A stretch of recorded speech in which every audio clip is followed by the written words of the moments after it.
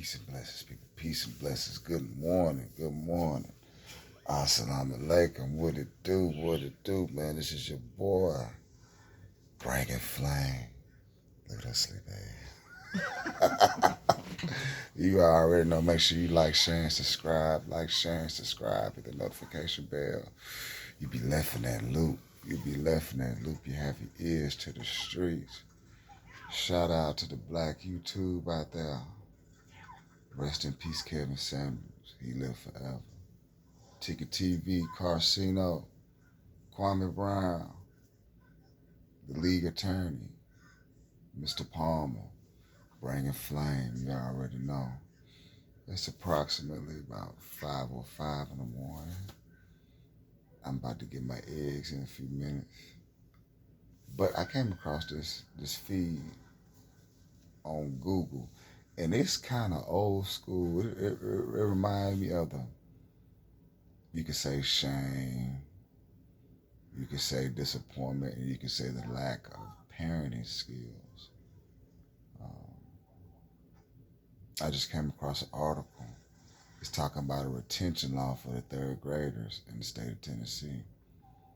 It's talking about that the reading rate has dropped 47% since last year, and this is the second and third grade.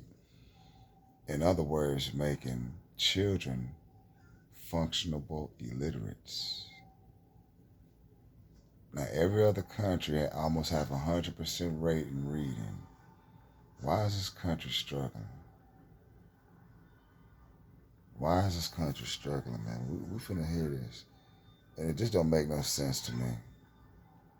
It don't. It really don't. Not at all. But we finna cook. Will determine if third graders will move up a grade or be held back. Last January, lawmakers approved a new policy that went into effect this school year. It'll hold back third graders who don't pass the state reading test. Miranda Whittington joins us in studio. Miranda, how are parents now feeling about this? Well, Alex, so far it's something most parents are not in favor of. I spoke to one parent in Rutherford County whose son is in the third grade, and she's worried about the implications this law will have on him and other children across the state. One day, That does feel scary. and one test could change the life of Anna Stern's son. But see, I can remember back in the day, hell, if you wasn't even halfway up the part reading, you was not progressing. If you wasn't past a certain test, you wasn't progressing. But I don't know, we came into a spot to where we having participation trophies and everybody can win, no losers.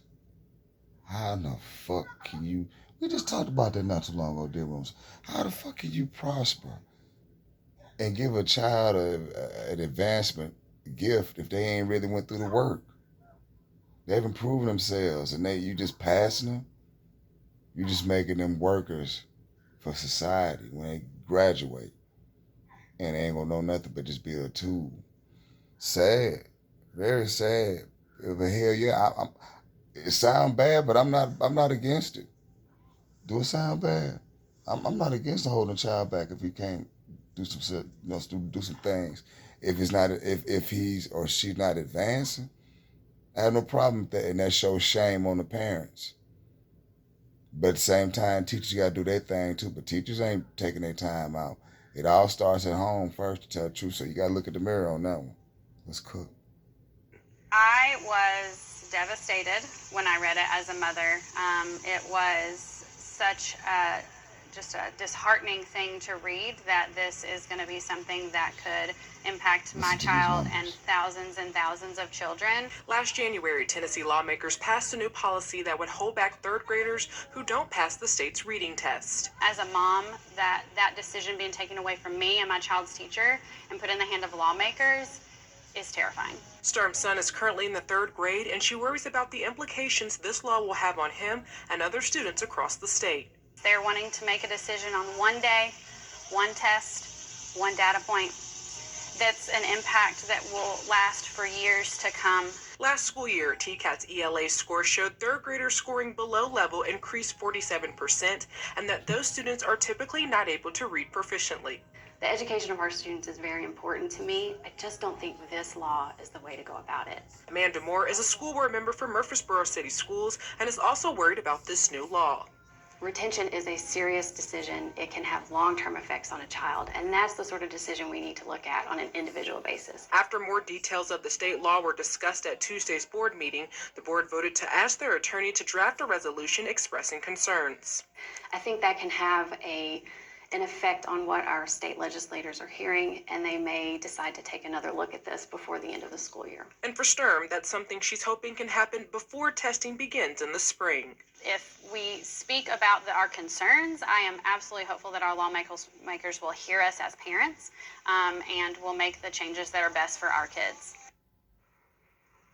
Now, Murfreesboro City School Board will vote on that resolution at their next board meeting in September. According to the law, students who fail can go to summer school or receive tutoring to avoid being held back. Alex? Now, I remember taking my black ass to summer school.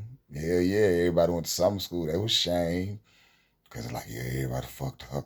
Me and this motherfucker, we gotta go to do these, a month worth of, we had to fuck up our summer to go to class, you know, to get to advance to another grade, and had to pay.